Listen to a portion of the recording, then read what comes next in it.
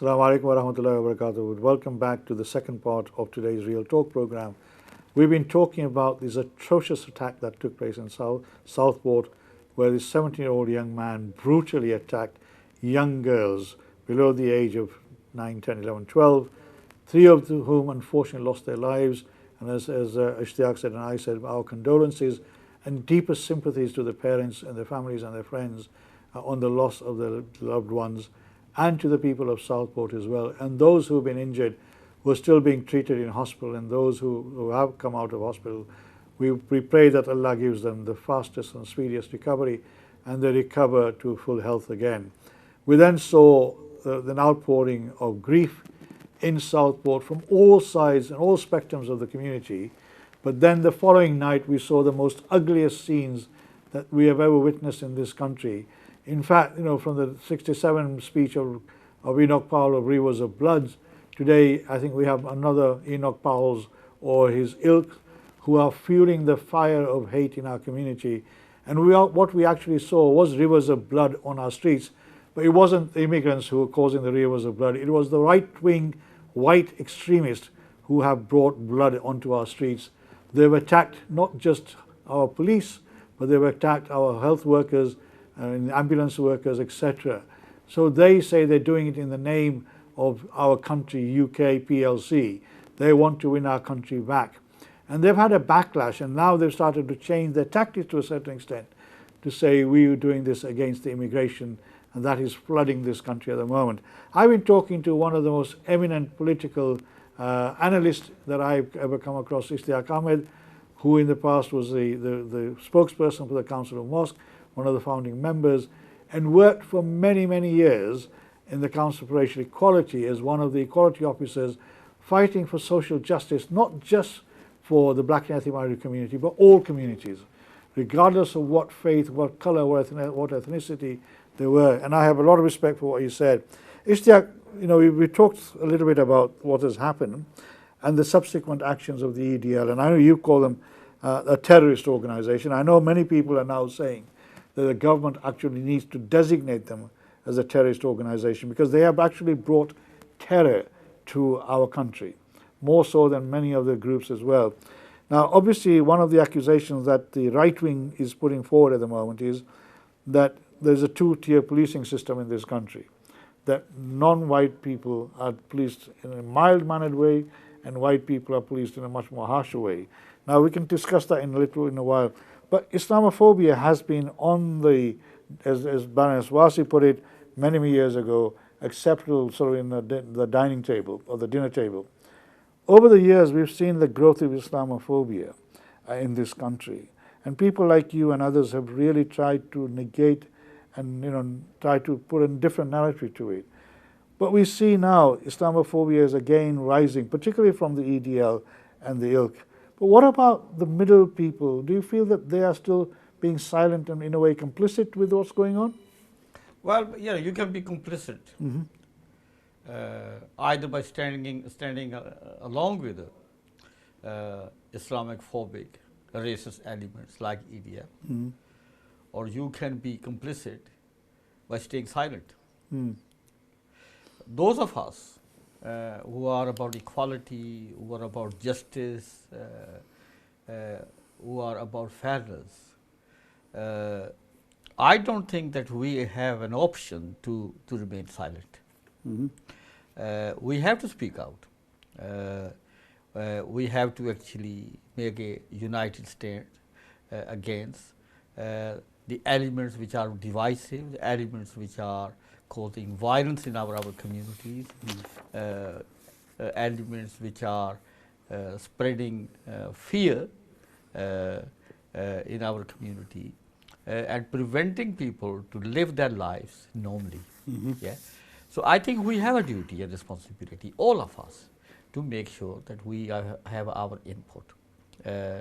And so those elements which are divisive, they are because of their Islamophobic views or their racist views, actually understand that the majority of the people of this country are fair-minded, believe in justice, believes in equality, and they are not going to tolerate the country being held in ransom by the extremist terrorists. Mm. I think that's important. See. So that kind of swell of opinion, what I call the middle, The neutral people and the the middle neutral. people. Yeah. By staying silent, they're not neutral. By staying silent, actually, they are providing They're oxygen, complicit. and they're providing encouragement to racists. And I mean, a lot of things have been said about the social media and the mainstream media as well. And how important do you see the role of the mainstream media? I mean, social media obviously is one of those things that nobody can really seem to be able to control. I mean, I've been on the way here. I heard that Elon Musk made some sort of comments about civil war erupting in this country as well, and the Prime Minister's condemned his action. I mean, his words. I've not read his words, so I'm not sure exactly what he said, but I heard something on the radio at that moment. How important do you think the role of the mainstream media is in this whole narrative that is taking place at the moment? Because we know that some of the mainstream media have also been misrepresenting Muslims and Islam in this country over the last 10, 15 years. well, one of our long-standing grievance has been the mainstream media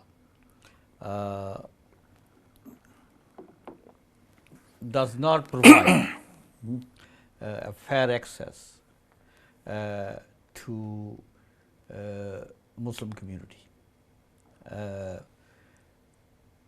We have seen that most recently regarding the incident at Manchester airport. I was amazed that BBC kept on putting on their main news time videos and clips which almost kind of suggested that the police was provoked. Yeah, I have always maintained the fact that the police may have been provoked. A number of people may have actually acted irresponsibly, but you cannot defend a police officer or police officers kicking someone on the floor, in the face or on the face or on the head, when that someone is actually in handcuffs and on the floor. Yes. You cannot actually. And almost the way BBC was reporting almost actually suggested that the police officer was actually justified. So there is that is. Most recently, in terms of what has happened in Southport, the first report was that Muslim young man. But that didn't come from the police. That was something. No, I didn't. It was social media. Yeah, no, social media. In the media. The point I'm trying to make about media is that this is a question about media. Is that did they take time and care to investigate, to actually find out verify the identity of the culprit. Yep, exactly. Once the identity of the culprit was actually has come into the public, okay, the media should have been equally proactive to make sure that the identity of the culprit in terms of the culprit's faith. I understand the name and other things were actually initially concealed because of the age, but the media should have actually been very bold in saying, not a Muslim, you are wrongly targeting and blaming Muslims, and you are wrongly actually creating a fear and violence, an environment of violence against Muslims. I didn't actually see media actually reporting with that kind of commitment, and with that kind of passion, and with that kind to actually clarify and actually present the news in this proper context. So yes, media is mainstream media is very much responsible for some of the misinformation, the misimage of the Muslims that exist, the negative image. a lot of it actually has come from poor, bad, and misguided reportings within the mainstream media. I mean, the general feeling in the Muslim community is that the mainstream media has been biased against the Muslim community for many, many years. There's no doubt about it. And this incident, I think, as Ishtiaq very correctly mentions, that the media could have taken a more proactive approach in providing accurate information as opposed to disinformation about the identity of this young man. But also, you heard immediately after that event, and after Manchester as well, that some of the members of parliament, particularly members of the Reform Party, made some extremely derogatory comments about not just the Muslim people who were involved in the Manchester incident, but about the perpetrator of the incident in Southport. And in fact, they were applauding the idea that the police officer in the case of Manchester incident should have gone even further, and they should be getting medals for the actions that they took. But also, when it came to the Southport incident, I mean, Nigel Farage is well known to have said, it seems like the institution are hiding something from us, thereby implying that the institutions do not want to declare the identity of this person, you know, in order to try and hide the fact that he could be a Muslim and a person from an immigrant family. So that sort of narrative, that sort of commentary adds fuel to the terrorists, as you call the EDL and their ilk. Do you subscribe to the idea? Well, Nigel Farage, we know from his political history that he's a racist. Well, we need to be careful. I mean, he may want to deny that. Well, he can deny that, but he's a racist. He's a Islamophobic. Yeah, and he lives in what I call nationalistic phobia.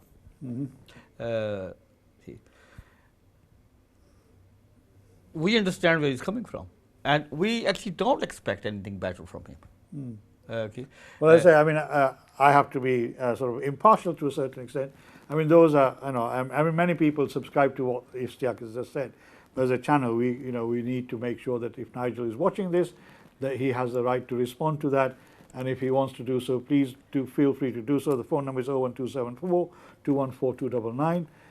I agree with partially what you're saying. The point I'm going to was that in many ways, some of us expect or expected Nigel to take that kind of line. Okay. What worries me, the leaders of other political parties are always reluctant,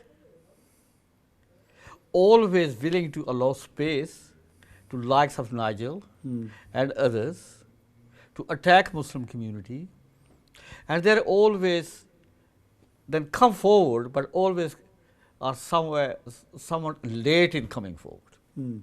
Okay, the recent statement by the Prime Minister about following the events in Southport and Rotherham and that kind of thing. It's taken 4 days. 4 days for the Prime Minister to come up with a statement.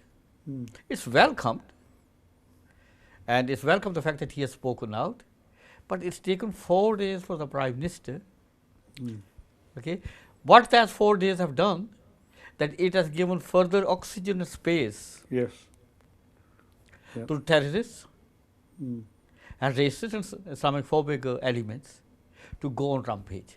Now that to me is not acceptable. Actually, so I think the political parties, main political parties and the main political parties leadership also, I spoke about Nigel because Nigel is always, well, we know he's a controversial figure. He's a controversial and he's always at your face. Okay, what is more insidious is the kind of undertones, the politics of silence, the politics of diplomacy, the politics of strategy when it comes to the Muslim issues and Muslim herd. And not challenging him. And not challenging. Yeah. And I think that is one of the key things is when people like Nigel and Les Anderson and others sort of make comments, that people have not outwardly challenged his views, particularly, and I'm not sure whether in the statements that we've seen in the Prime Minister's office or from the Home Secretary, not that I've come across anywhere, there's explicit sort of commentary about the fact that the the rioters, the extremists, the right-wing terrorists, as Ishtiaq mentioned, are targeting Muslims and fomenting Islamophobia. I don't think they've addressed that in an explicit way that I think Ishtiaq is talking about, that they've not made a really concerted, assertive comment that they will not tolerate Islamophobia or racism in this country to the extent that it's sort of manipulated itself, and we witnessed it over the last few days. Coming back, I mean, all these issues about the police. How do you feel the community in Bradford at the moment feels with all this uncertainty, the fear, the trepidation that they're going through with all these announcements that the EDL is making? We're going to go to this side, we're going to go down, we're going to go to the other town, over the next few days. How is the community in Bradford feeling at this moment in time? Very fearful of what could happen or may happen. People are very frightened. Interestingly, I was talking to some of our older people. They are, even in this good weather, they are frightened to go to their local park, right, or take a walk, not knowing who they may be coming up, and actually really very worried and concerned about their safety. Earlier on, I was talking to a colleague of mine, and she has been speaking to Muslim women, and particularly Muslim women who are wearing hijab, who are visibly identifiable as Muslims. They are very concerned. They are very concerned about themselves. They are very concerned about their children. And the fact is that the police has done its best, okay, but we have not been able to contain EDL and the far right elements actually marching on into our towns and cities and into our communities and damaging our businesses, putting our residents at risk, attacking our faith, and as I said, the attack on the hotel which housed asylum seeker, setting that on fire is extremely concerning and very worrying. That these people are prepared to go to any length to cause maximum in fact, they could kill people. If the hotel had gone on, fire had caught in the hotel, not only possibly the asylum seekers and the refugees, but even the staff who are local people from the local community. What kind of people? Their lives could have been. What kind of people will actually go and set a building on fire with human beings inside? Women, children, elders, people in there, with the intention of not only burning the building, but actually burning the people inside. What kind of These are the people who follow the extreme right-wing narrative of Hitler. So I'm worried. Hitler sort of was cause of the Holocaust. Yeah, I am worried. I'm worried about myself. I'm worried about my wife. I'm worried about my daughters. I'm worried about my sons and my grandchildren. See, what kind of society are we actually living in and working towards? And so at this moment, people talk to me about community cohesion, and people talk to me about people coming together. Something. I can't say no to that, but the circumstances and the environment in which we are living is making it impossible. If we can't go around with our normal day-to-day lives and live in fear and almost feel that we are imprisoned in our own homes, any talk of community cohesion to me is not. It's not relevant. Would you say that in Southport there's a very good example of what happened when the right-wing mobs came and damaged not just the masjid but the local properties, who were mainly actually non-Muslims living around there, damaged their properties, the shops, etc. And the very next day, lots of people from the Southport community, mainly non-Muslims, individuals and businesses, actually turned up in the morning and said, not in our name, and they helped rebuild those properties. I mean, they did the mosque, they replaced all the mosque windows that were broken for free of charge. They rebuilt the wall there. The builders who came in and said, this is not us, this is not our community. We don't want to see this damage in our community. And they actually helped. Now, do you think that was because that mosque had a very good relationship with the local community? What we saw in terms of actually the community response to the violence by far right, extremely encouraging.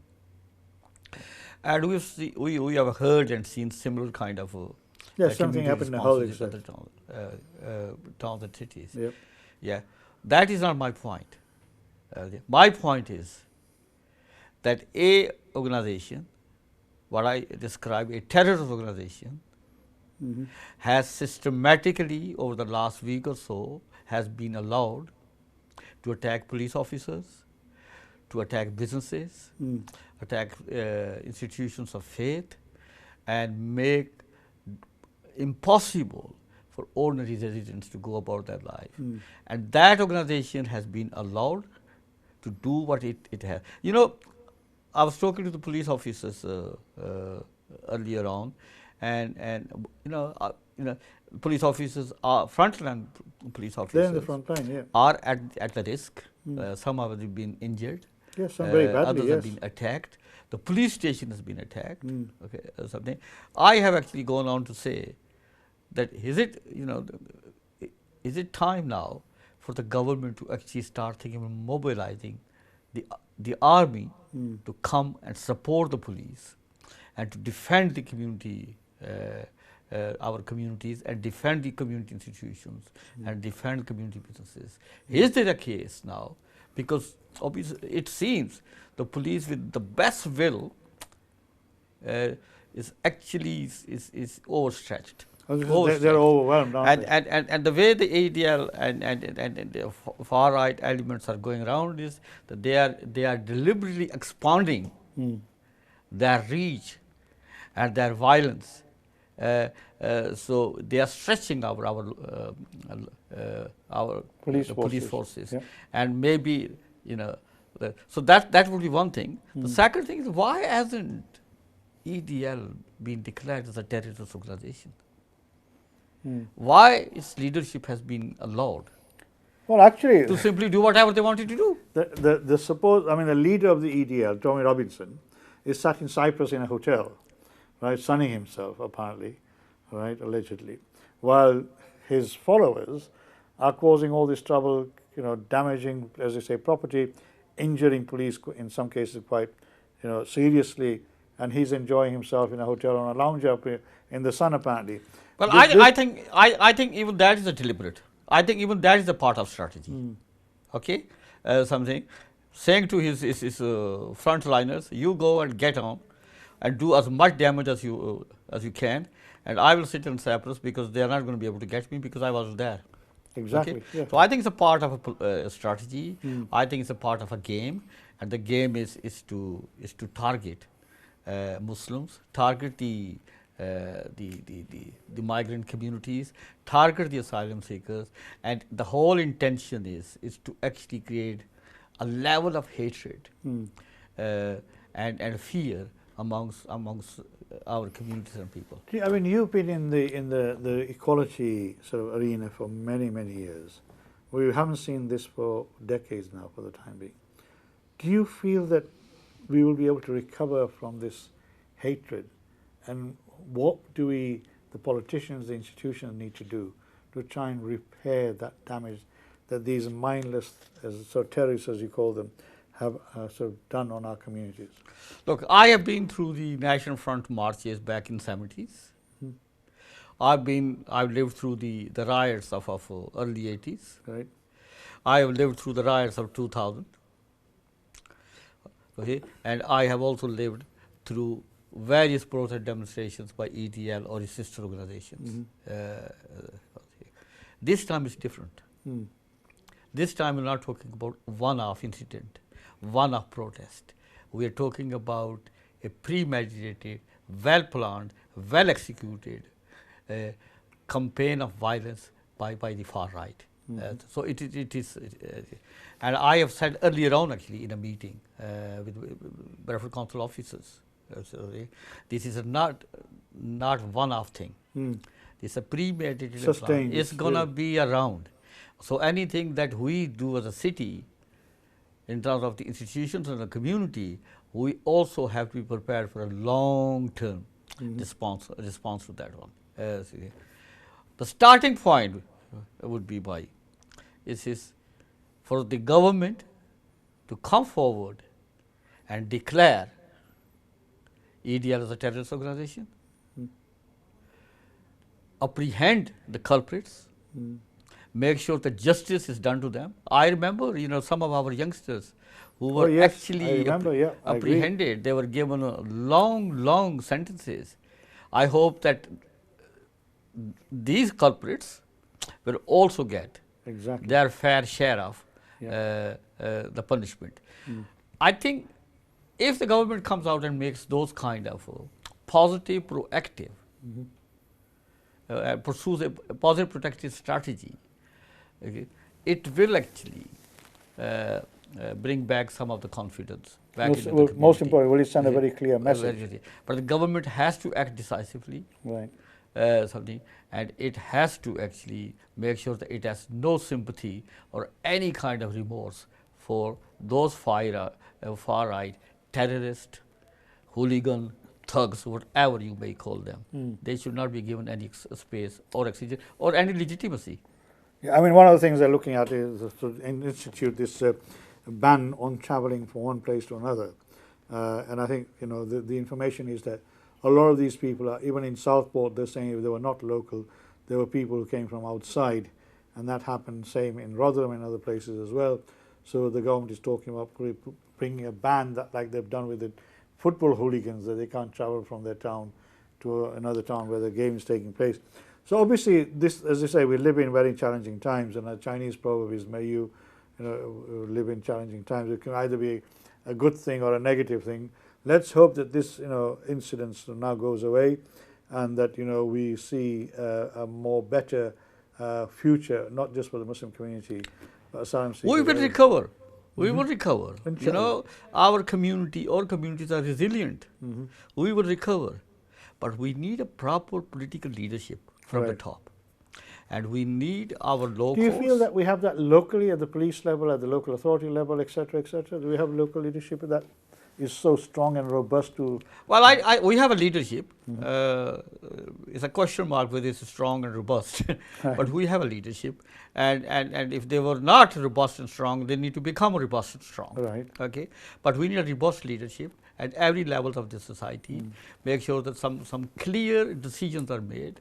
And one thing which is very important. This country has always said that we will not side with terrorists.